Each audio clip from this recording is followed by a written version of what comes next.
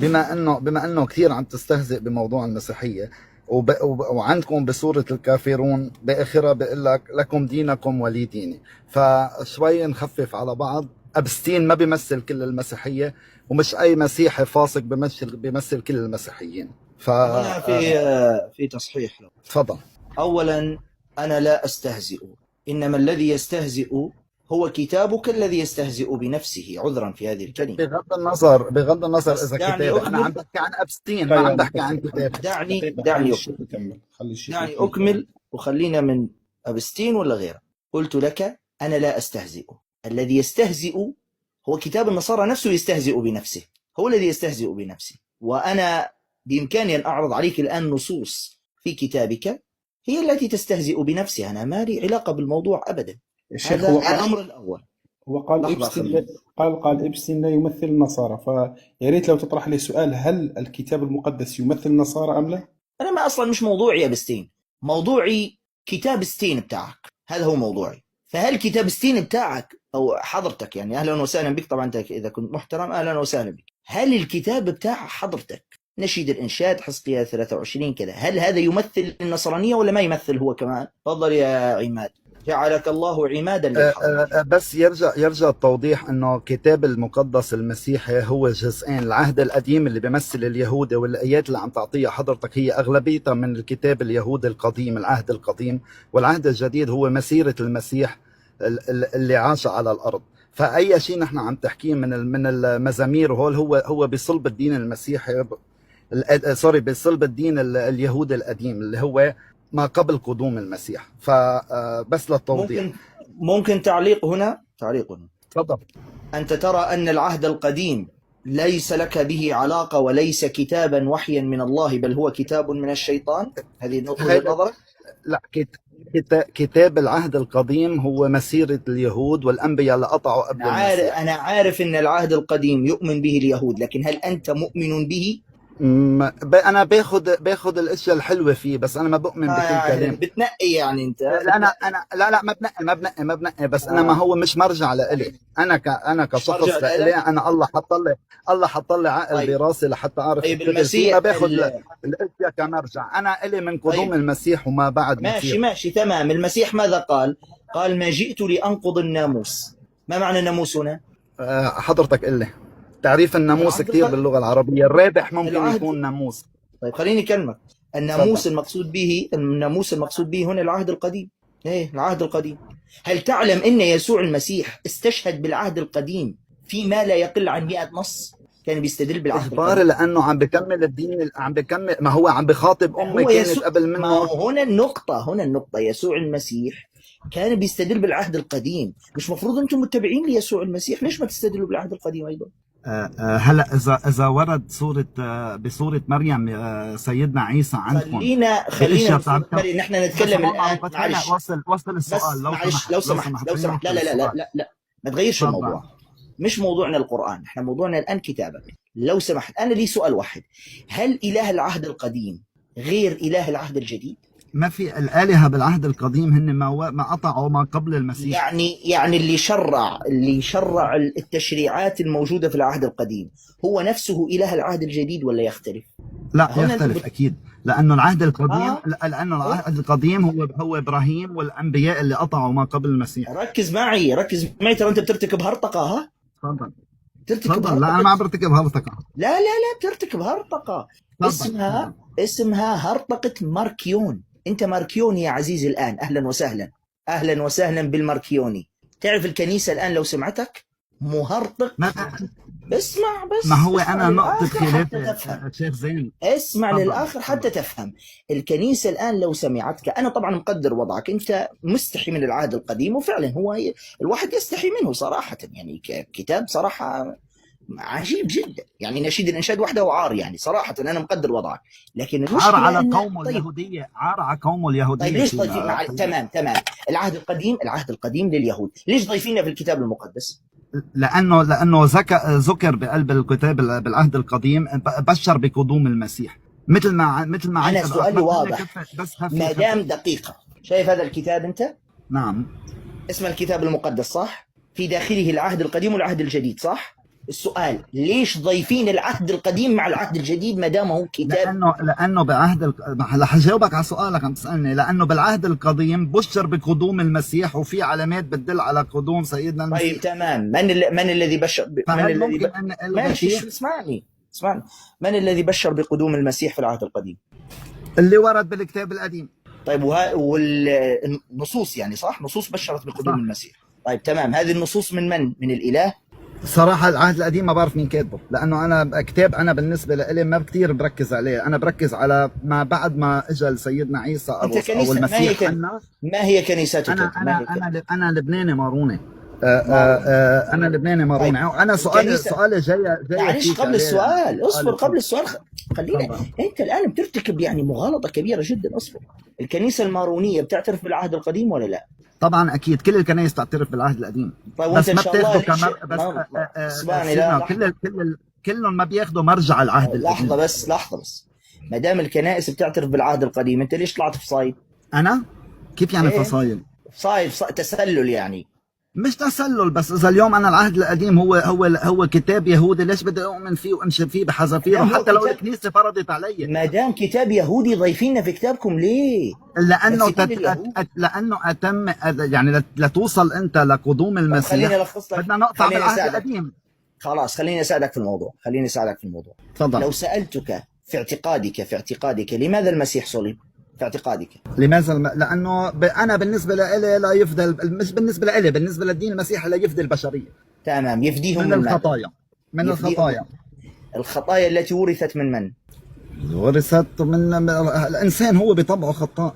ايوه، هذه الخطيئه ورثها من الانسان، من البشر، من العادات والتقاليد، من كل شيء بقطع بحياتنا، مش من شخص معين، لانه الانسان بطبعه خطاء.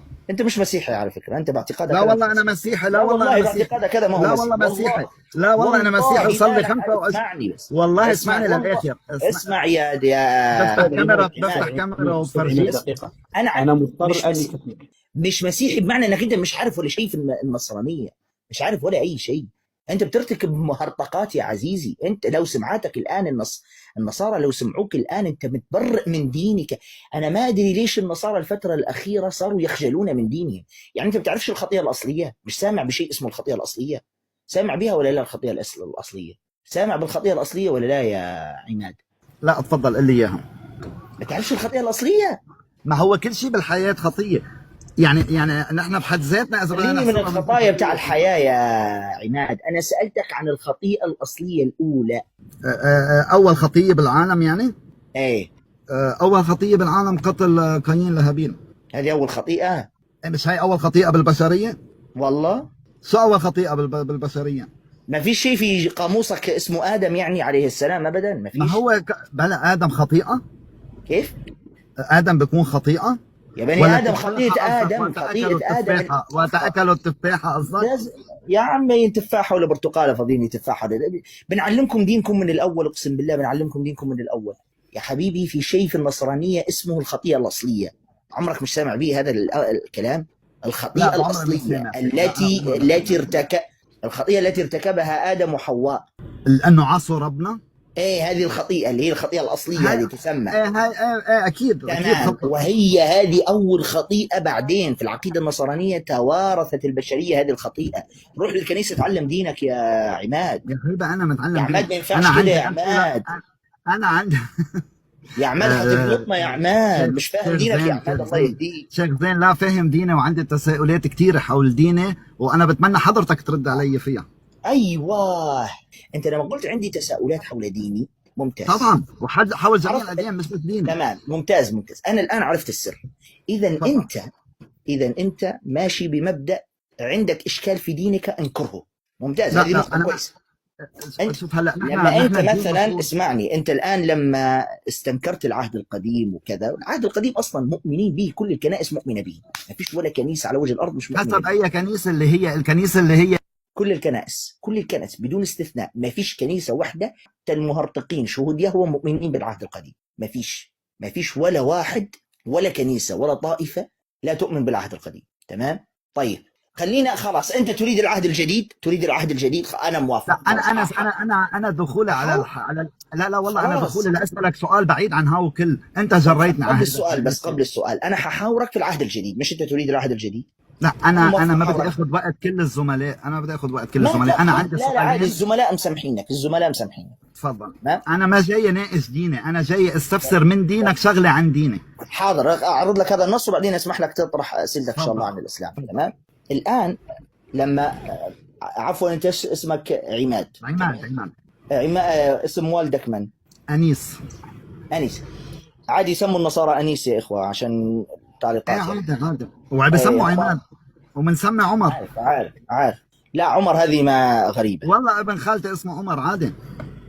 انتم في لبنان شكل الحكايه عندكم غريبه يعني. المهم لما انا اقول مثلا، وحاشا والدك، تمام، حاشا والدك، بس انا بسالك يعني، لما اقول لان جهاله والدك احكم من الناس، تعتبرها اساءه ولا ما بتعتبرها اساءه؟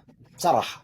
الصراحة لا اقول لك ليش. هلا انا عم باخذها بالمعنى الحرفي اللي حضرتك عم تشرح لي اياه. جهالة والدي افهم من الناس، يعني اسوأ شيء بيفهمه والدي هو احسن من كل شيء بيفهموه الناس، هاي بالمعنى الحرفي. يعني لما انا اقول لك دقيق، لما اقول لك جهاله والدك احكم من الناس، اثبتت له الجهاله، بس جهالته احكم من الناس. ايه بالمفهوم صح معك. تمام. انت موافق ان نثبت الجهاله لوالدك على الرغم من انها احكم من الناس، بس الجهاله ما زالت فيه؟ طبعا اكيد. خلاص، شكرا لك، موافق. كذلك كتابك يقول، طبعا انت عارف انه هو نص في كتابك، واحييك على هذا. في كتابك النص يقول في العهد الجديد، في رساله بولس الى اهل كورنثوس، النص يقول لان جهاله الله احكم من الناس وضعف الله اقوى من الناس. ما رايك في هذا النص؟ جهالة الله احكم من الناس وضعف الله اقوى من الناس، انه هيدا عم بيعطي صفة لرب العالمين، اكيد انه هو صفه اي الضعف شيء احسن من كل البشر. بس ركز، قال وضعف الله والعياذ بالله. ايه وضعف الله طبعا. ريتا يعني ريتا. انت مؤمن ان الاله عندك ضعيف؟ لا ما في اله ضعيف. طيب كيف هنا يقول لك وضعف الله في كتابك؟ ممكن يكون تعبير مجازي. مجازي. ما هو انت ممكن يكون تعبير. طيب. ممكن يكون تعبير مجازي. طيب ما معنى المجازي يا عماد؟ مجازي يعني هو تشبيه لشيء ما، او المجازي هو يعني تشبيه. ايه انه مش بالمعنى الحرفي يعني، لانه في كثير هون. هلا انا حارجع بسؤالي هون، انا اسالك بالمعنى المجازي. قبل السؤال عماد، تفضل. اول شيء كتابك اصلا مكتوب باللغه اليونانيه، والمجازي هو في اللغه العربيه اصلا. ايش دخل المجازي في الموضوع اساسا؟ انا طرحت شغله انت ما انتبهت لها، قلت لك عن اي كنيسه عم تحكي، الغربيه ولا الشرقيه؟ واي كنيسه عم تحكي اللي وردونا اياها من هذا نص في دقيقه بس. ايش دخل الكنائس؟ هذا نص في كتابك وفي العهد الجديد. اطمئن عشان تعرف ان حتى العهد الجديد لا يخلو من الكوارث. اوكي، وين المشكله؟ لا ما في مشكله انه يوصف الاله لا ما في اله ضعيف، ما في اله ضعيف. واذا ورد هيدا الشيء بالكتاب المقدس تبع المسيحيه ممكن يكون تعبير ما مش حرفي للوضع. انا مش هيدا. خلصنا من هذا الموضوع. انا بدي انقل على الموضوع. بس دقيقه. ما هو انتم كل ما تتورطوا تقولوا مش حرفي، مجازي، حمدي، فتحي، وهكذا. كل ما تتورطوا ولا انكم عارفين معنى رمزي، ولا انكم عارفين معنى مجازي، ولا عارفين اصبر حتى نفهم الناس. ولا عارفين متى يكون الكلام حقيقة ومتى يكون مجاز. والله ما انكم عارفين. والله لو سألتك ما الأصل في الكلام ماذا، والله ما تعرف الجواب، ولا تعرف الفرق بين الحقيقة والمجاز أساسا. هو هكذا سكريبت حافظين لكم في الكنيسة. تعال يا حبيبي، تعال يا ابني، تعال. أي مسلم يجيب لك أي فالطة مصيبة في كتابك احفظ معايا: مجازي مجازي مجازي مجازي. حفظت؟ حلو. تعال بقى الثانية. تعال يا حبيبي، اصبر بس. تعال اوريك السكريبت اللي بيحفظوه لكم الكنائس. تعال يلا انت الثاني، تعال هنا اسمع.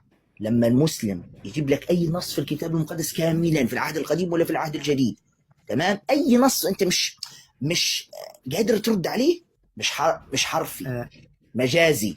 ممكن مش حرفي، مجازي. ولو شيء يتعلق بألوهية المسيح ونبوته وكذا، جسدي. احفظوا معايا يا أولاد: جسدي. وهكذا الأمر. هو سكريبت محافظين لكم في الكنيسة وخلاص. ولا انكم عارفين معنى جسدي والمقصود بجسدي، ولا عارفين المقصود برمزي، ولا فتحي، ولا عبد السميع. تفضل يا عماد، ما هو طيب سؤال؟ ممكن نسأل السؤال اللي هو سأل سؤالك. السؤال اللي هو انا اصلا داخل اساله، لانه ما لقيت اي اجابه من حدا من رفقات المسلمين لحتى يجاوبني عليه. تلاقي اتمنى يكون الإجابة، عندك، تلاقي الإجابة إن اتمنى شاء يكون الله. الجواب عندك. فانا إن ما كان شاء الله. موضوع الكتاب المقدس انما تناقشنا فيه على الهامش. انا مم. سؤالي بوحدانيه الله بالدين المسلم ووحدانيه الله بالدين المسيحي، وشو اسمه، والمسيحيه بيعتبروا انه الاب والابن اله واحد امين الروح القدس، يعني اللي هن الثالوث المقدس عند المسيحيه، صح؟ الله، انتهيت هذا من اللي سؤالك؟ بيعترفوا فيه المسيحيه. لا، هذا اللي هذا اللي نحن كمسيحيين بنؤمن فيه. اوكي. لا لا لا انا لا لا لا سؤالي، لا تفضل. لا، غير صحيح، غير صحيح. الاب اول شيء ما والابن فيش، والروح القدس اله واحد امين، مش هيك؟ دعني ارد واسمع. اول شيء ما فيش شيء اسمه في النصرانية اله واحد، اسمه تثليث، مش اله واحد، اسمه تثليث. حكاية باسم الاب والابن والروح القدس اله واحد امين، اله واحد امين هذه اضيفت فيما بعد الفتوحات الاسلامية ودخول المسلمين، اضيفت بعد الفتح الاسلامي للبلدان هذه، وهذا باعتراف القساوسة نفسهم.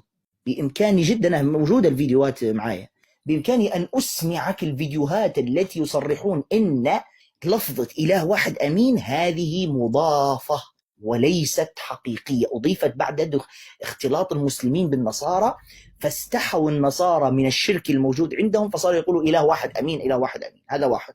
اثنين، الشرك عندك امر واضح جدا، الشرك عندك امر واضح جدا. انت حافظ قانون الايمان يا عماد؟ هل تحفظ؟ أكيد. طيب، الجملة التي تقول في قانون الإيمان إله من إله، كم إله هنا؟ الهين. بس اللهم صل على النبي. اللهم صل على باول النبي. قانون الايمان. بس لحظة بس، اللهم صل على النبي. ايه الحلاوة دي؟ ايوه خليك سريع هكذا وريحنا يعني، هكذا هي دي الحلاوة، بدل هاللف والدوران هذا كله. خلاص تفضل، هي ما سؤالك الآن؟ بس نحن بقانون الايمان بنبلش باول جمله نؤمن باله واحد، بعدين بنتطرق لهذا الموضوع. لا، نؤمن باله واحد ابن ضابط الكل. ايوه، اعذرني لحظه عشان تعرفوا يا اخوه لعبه النصارى، انتبهوا عشان ما يضحكوش عليكم في موضوع قانون الايمان عندهم. بدايه قانون الايمان عندك ماذا يقول؟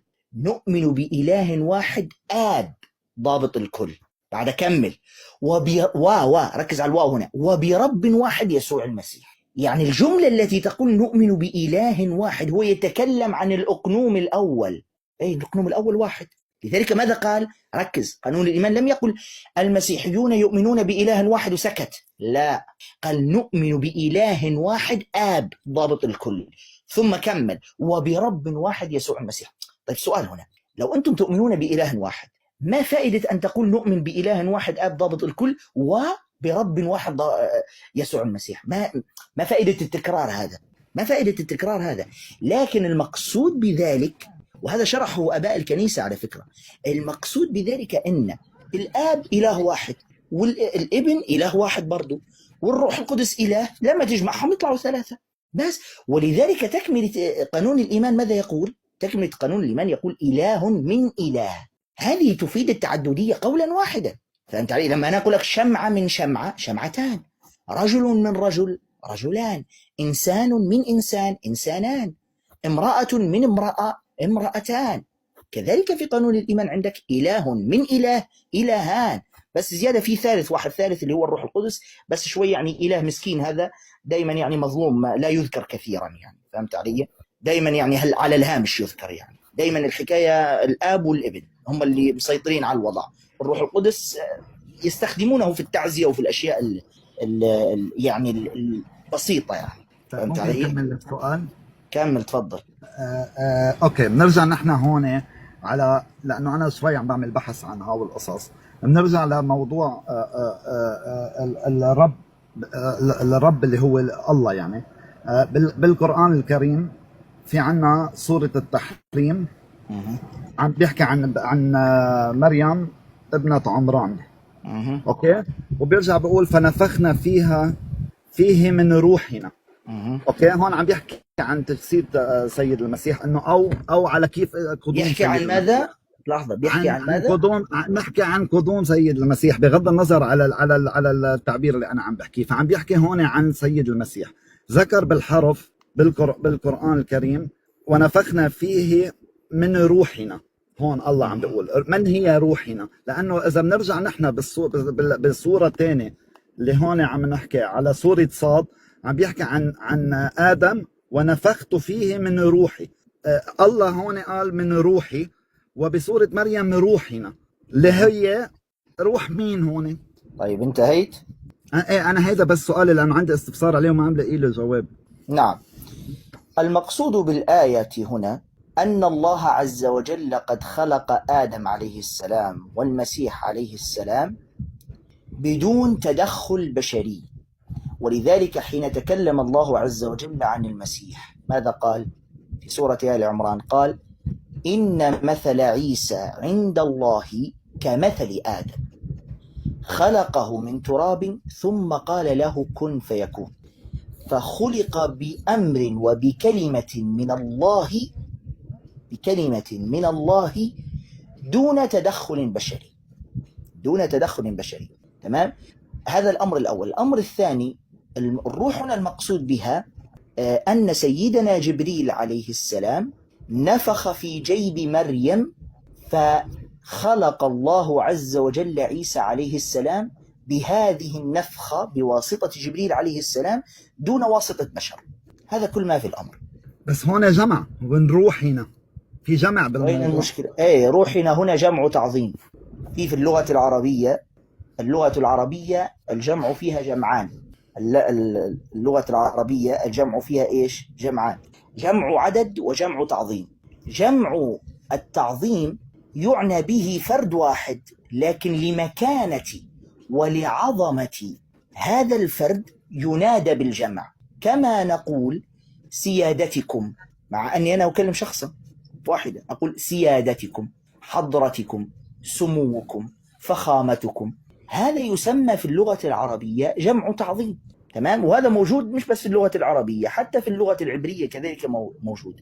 ولذلك النص الذي في كتابك اللي هو ألوهيم فسره الأب متى المسكين، الراهب الأب متى المسكين، أظنك لا تعرفه لكن هو معروف. والله أكيد بعرفه.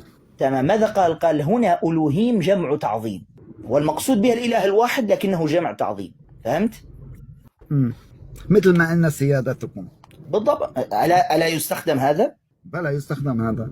خلاص، هذا المقصود به جمع تعظيم، هو موجود في اللغة العربية. تمام؟ اوكي تمام. يعني حتى أحيانا المدرس مثلا حين ينتهي من الدرس مثلا يقول شرحنا الدرس، هو من الذي شرح غيره، لكنه يعظم من نفسه كجمع تعظيم. يعني نحن العلماء مثلا، نستخدم معهم لأنهم العلماء لهم مكانة عظيمة وكذا، فنقول نفع الله بعلمكم. وأنا قد أكون أكلم شخصا واحدا، عالما واحدا، نقول نفع الله بعلمكم، ولكن لمكانتهم العظيمة ينادون بجمع التعظيم. والله عز وجل أحق بالتعظيم، وكذلك الملائكة، جبريل عليه السلام أحق بالتعظيم كذلك، فهو سيد الملائكة. هذا كل ما في الأمر. بتشكرك شيخ زين. أنا بعد في عندي شغلة بدي أوضحها، لا تتعلق مش للنقاش، بس أنا حابب إنه أوضحها عن الإيمان بالثالوث المقدس. مش رح نناقشها كثير خلص، بس أنا بدي أذكر كم شغلة اوريدي وجدت ما قبل قدوم المسيح على الحضارات والديانات اللي قطعت قبل. مثلا بمصر كان في 3 آلهة لوجه، يعني إله واحد ب3 أوجه كأزوس بعرف هيدا الشيء غلط نحن نعترف فيه أو نحكي فيه، كأزوس وأزيس ودروس. وبالعراق كان في هورس. كان في آن وأنايل وأنكا، هيدا على أيام العراقيين من زمان كتير قبل قدوم الأنبياء. يعني فهو فكرة الثالوث إنه يجمعوا 3 شخصيات بإله واحد من المبدأ هي غلط، انما كانت موجوده قبل قدوم المسيحيين. هذا الموضوع مش للنقاش، بس انا حبيت انه احكي فيه. انا بتشكرك كثير. هو غلط بحد ذاته، بس انا حبيت اقول انه من قبل قدوم المسيحيه في تعريف لانه يجمعوا 3 اشكال بشكل واحد. حتى بالهندوس اذا بدنا نرجع كمان كان عندهم هيدا الشيء من زمان. شوف يا استاذ عماد، تفضل. دعني افاجئك بشيء. تفضل. انا عندي كتاب هنا في مكتبتي اسمه تاريخ المسيحية الشرقية. من مؤلفه؟ مؤلفه مؤرخ نصراني معروف مصري اسمه عزيز سوريال عطية، مؤرخ مصري، كان مدرسا في جامعة الإسكندرية، طبعا ميت من زمان هو يعني. نسيت شو بس بدي أعيد اسمه مو معروف. عزيز سوريال عطية. تمام. الكتاب حقيقة جميل جدا، اسمه تاريخ المسيحية الشرقية. تكلم عن قضايا مهمة جدا، في باب كامل خصصه تكلم فيه عن اقتباس النصرانية من الوثنيات، فأتى بمفاجآت، مع أنه نصراني أتى بمفاجآت غريبة عجيبة. تعرف أن أصول عقائد النصارى كلها مأخوذة من الوثنيين، على رأسها الثالوث، على رأسها الثالوث. يعني اعتقاد الثالوث كان منتشرا عند المصريين الوثنيين القدامى. لذلك بعض المؤرخين يقول لك إن تقبل المصريين للنصرانية في البداية لأن المصريين ماذا كانوا قبل دخول النصرانية؟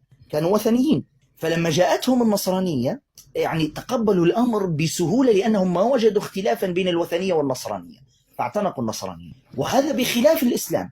الإسلام لما دخل إلى مصر لم تصبح مصر غالبية مسلمة إلا بعد تقريبا 9 قرون، لأن خلاص ناس متشبثين كانوا متشبثين بالوثنية وكذا. بعدين بعد 9 قرون صارت مصر غالبية مسلمة ولله الحمد. المهم القصد من هذا أن العقائد، أصول العقائد بتاع النصارى كالثالوث والتجسد وهذا كله مأخوذ من الوثنيات القديمة. الثالوث بالضبط طبعا عدة ثالوثات كانت موجودة في التاريخ المصري القديم، مش ثالوث واحد، من بينها هذا أوزيس وأزوريس وحورس. وعلى فكرة اعتقادهم أن هؤلاء الثلاثة كانوا أقانيم، يعني حتى مصطلح أقنوم كان موجودا عند الوثنيين القدامى، مصطلح أقنوم كان موجودا. فتخيل أنت يعني أصول العقائد بتاع النصرانية مأخوذة من الوثنية. أصلا لما تنظر في هذا الكلام كله لن تجده علمه المسيح أبدا. يعني أين علم المسيح الثالوث؟ هات لي نبي واحد من الأنبياء في كتابك آمن بالثالوث، ولا نبي من الأنبياء في كتابك آمن بالثالوث إطلاقا، ما فيش. ولا المسيح علمه بالصورة التي تنقلها الكنيسة اليوم إطلاقا، ولا حتى تلاميذ المسيح. على فكرة خذ لك المفاجأة، حتى بولس اللي هو محرف النصرانية، حتى بولس لم يكن مؤمنا بالثالوث. هات لي نص واحد بولس علم فيه الثالوث، وأنا أدعو النصارى اللي قاعدين يسمعوني الآن افتحوا كتابكم جدوا لي نصا واحدا بولس علم فيه الثالوث. حتى بولس ما يعرفش الثالوث. فلذلك مسألة الثالوث أصلا يعني مسألة كارثية ومفهومة أساسا، يعني في خلاف بين أباء الكنيسة، معقد، وفيه خلاف أصلا بين أباء الكنيسة نفسهم. يعني عندك أباء الكنيسة ما قبل مجمع نيقيا مفهومهم للثالوث غير أباء الكنيسة ما بعد مجمع نيقيا، لأن أباء الكنيسة ما قبل نيقيا كانوا يعتقدون بالتبعية، يعني الأصل هو الآب، لكن الابن والروح القدس يعني تابعين للآب في الألوهية تبعية، مش متساويين في الجوهر. والكلام هذا كلام متساويين في الجوهر، هذا كلام ما بعد نيقيا، آباء ما بعد نيقيا. فكلام أصلا يعني لو فتحنا فيه يعني يحتاج محاضرات طويلة. وأنا نصيحتي إليك يا عماد نصيحة من القلب إلى القلب، تفضل. انجو بنفسك قبل فوات الأوان، فوالله ما أريد لك إلا الخير. عم نحاول بعدنا عم نعمل. نعم، فالنصرانية لن تأخذك إلا إلى جهنم. بكل صراحة أقول لك أنا لا أخيفك، بس مش أفعالي بالآخر اللي حتاخذنا عن جهنم. لا، مش أفعالي إذا أنا خطاء ولا أنا إنسان لا لا لا. أول شيء الإيمان، لازم يكون إيمانك صحيح، ثم الأعمال. الأساس الإيمان. لو أنت مشرك أو لست مؤمنا بالإسلام أعمالك لن تنفعك في الآخرة، تنفعك في الدنيا، أي ممكن تحصل حب من الناس، شهرة، كذا، في الدنيا تجزى عليها، لكن في الآخرة لن تجزى إلا بعد التوحيد، إلا بعد التوحيد الخالص الذي علمه الله عز وجل في القرآن والسنة. أساس نجاتك التوحيد، هذا الأساس. فهمت علي؟ فلذلك نصيحتي إليك والله نصيحة شخص يريد لك الخير ويحب لك الخير، أسلم تسلم من كل شر بإذن الله. هذه نصيحتي إليك. وحين أدعوك إلى الإسلام لا أدعوك إلى أن تكره المسيح عليه السلام، لا، المسيح عليه السلام في الإسلام نبي من الأنبياء ورسول عظيم وشخص عظيم، لكن عبادتك له باطلة، هو بنفسه قال هكذا في إنجيل متى، قال وباطلا يعبدونني، هو الذي قال ذلك أصلا. هو في كتير تساؤلات حول عبودية المسيح شيخنا، لأنه اليوم إذا بدنا نجي ناخذ الإنجيل اللي كتبوه الرسل، هو بآخر النهار كتابة بشر، مش مثل مثل القرآن منزل. فهو كتاب كتبوه البشر، ونحن بنعرف انه كل البشر خطائين يعني. فانا ما بقدر اجي ابني كل ايماني على ما كتب من قبل الرسل، انما انا بجرب قد ما فيي اجتهد لاوصل للحقيقه. ما هنا الإعجاز الحقيقي. القرآن الكريم لا يوجد به خطأ واحد، وكل نسخه واحدة التي أوحاها الله عز وجل بجميع القراءات، نسخة واحدة، 114 سورة في كل بيت مسلم. يعني ادخل إلى جميع بيوت المسلمين بمختلف أطيافها ستجد المصحف في بيوتهم 114 سورة. لكن في المقابل ادخل إلى بيت نصراني بروتستانتي ستجد الكتاب المقدس عنده 66 سفرا. ادخل إلى بيت الكاثوليكي والأرثوذكسي النصراني ستجده عنده نفس الكتاب مفروض 73 سفرا. ادخل إلى بيت الأرثوذكسي الحبشي ستجده 81 سفرا.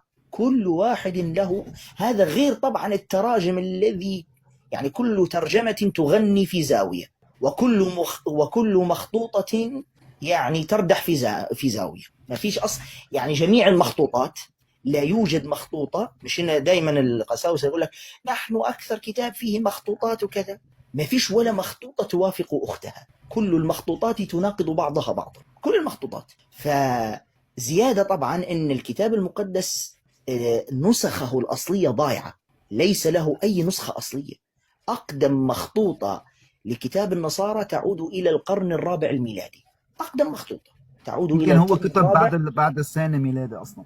نعم، ما كتب دغري بعد المسيح، يمكن كتب بالسنه الثانيه ميلاديه بتخيل. نعم. تعرف نحن عندنا في الإسلام الحديث الموضوع اللي هو المكذوب أصح سندا من كتابك. تصور الحديث الموضوع أصح سندا من كتابك. لماذا؟ لأن الحديث الموضوع فيه سند، لكن الإشكال أين؟ أن في سنده واحد كذاب بس، أو اثنين، أو أي كان، يعني في السند كذابين، بس هو في سند. الحديث الموضوع له سند بس في سنده كذابين. الإشكالية أن كتابك أصلا ليس له سند. أنت متخيل الانقطاع في السند بين كتابك وبين المسيح عليه السلام أكثر من 300 سنة؟ هذه بنفسها كارثة أصلا. يعني أقدم مخطوطة اللي هي السينائية تعود إلى القرن الرابع، تمام؟ بينها وبين المسيح أكثر من 300 سنة. طبعا بعض القساوسة بيحاولوا يعني يضحكوا على المساكين من النصارى، يقول لك في بردية لإنجيل يوحنا تعود إلى القرن الأول. طيب اشرحوا لهم ما معنى بردية يا قساوسة، اشرحوا لهم ما معنى بردية. البردية يا إخوة هذا حجمها، البردية هذا حجمها، تجدها فيها ممكن 5 كلمات، 5 كلمات من أصل هذا الكتاب كله، هي هذه البردية. هذه هي البردية. يعني إذا وجدت بردية فيها نص كامل، سطر كامل، مفروض تعملوا عرس انتم يا نصارى إذا وجدتم بردية فيها سطر كامل. فهذه البرديات اللي يضحكوا بها على النصارى، يقول لك بردية تعود إلى القرن الأول الميلادي لإنجيل يوحنا. طيب هي البردية تجدها 4 كلمات أصلا، من أصل كتاب فيه مئات الآلاف من الكلمات. شيخ زين، الانجيل اللي عندك كثير كبير، اكبر من القران اللي عندك. ما لأن كله كلام فارغ أصلا، مع احترامي لك، ما فيش. القرآن الكريم يذكر الأشياء النافعة التي يستفيد منها الناس، ويذكر المفيد والذي فيه العبرة فقط. لكن كتابك مثلا تفتح تفتح رسالة بولس إلى أهل روميا الإصحاح 16 كلها سلامات. كل إصحاح كامل يعني ما يقارب صفحتين تقريبا، كلها سلم على بريسكيلا، سلم على مريم أختنا في الرب، سلم على الكنيسة البدردية، سلم على كلها سلم سلم سلم، كلها سلامات. إصحاح كامل تسلم على من؟ عشان ماذا أستفيد أنا من هذا التسليم كله؟ أنت متخيل يوحنا مفروض تنسب له، يعني يوحنا في كتابك له 3 رسائل: رسالة يوحنا الأولى، ورسالة يوحنا الثانية، ورسالة يوحنا الثالثة. رسالة يوحنا الثانية والثالثة كلها سلامات، حرفيا كلها سلامات. قبلوا بعضكم قبلة مقدسة، سلم لي على أختنا في الرب التي كنت أتمنى أن ألتقي بها وجها إلى وجه، لكنني سآتيها مرة أخرى وأسلم عليها وجها لوجه. كلها سلم وسلم وسلم. افتح وافتح الآن. منيح السلام. منيح سلام على الأقل يكتبها في سطر، مش 50 رسالتين كاملات سلامات. هذه سلامات شخصية. تعال أنا خلينا أعرض لك، شوفها، تعال أعطيك الآن نص، شوفها. يقول: وكان لي كثير لأكتبه، لكنني لست أريد أن أكتبه إليك بحبر وقلم، ولكنني أرجو أن أراك عن قريب فنتكلم فما لفم. سلام لك، يسلم عليك الأحباء، سلم على الأحباء بأسمائهم. بالله هذا وحي من الله؟ هذا ما بالله خصه هذا وحي من وحي الله. بنفسه. مين قال الانجيل وحي من الله؟ جد اللي قالها، من اللي يقولها؟ ما لا الكنيسة لا، اللي مين قالها. قال الانجيل وحي من الله؟ ما في شيء وحي من الله غير القران. لانه انا شيخ زين عندي قران فعلا كبير، لانه الكلام لا قادر اقرا الكلام فيه منيح يعني، عرفت؟ لانه شويه طيب القران إذا سؤال صغير ما تقدر سؤال لك يا تفضل. أستاذ عماد، ما الذي يمنعك أن تكون مسلما؟ لخلص الدراسة، شو اسمه، الابحاث اللي عم بعملها. كمان انا اليوم صار لي 45 سنه عايش مسيحي. هل بليله بضل ضوء قمر اقلب مسلم؟ ايه فيها، ما فيش انا مشكلة. لا الشجاعة. اذا لقيت الحقيقه موجوده اكيد حتلاقيني موجود. انما طيب انا هنا خليني عن كامل قناعه. اذا بدي اسلم مش بس اسلم مثل ما اسلم الشاب الفرنسي.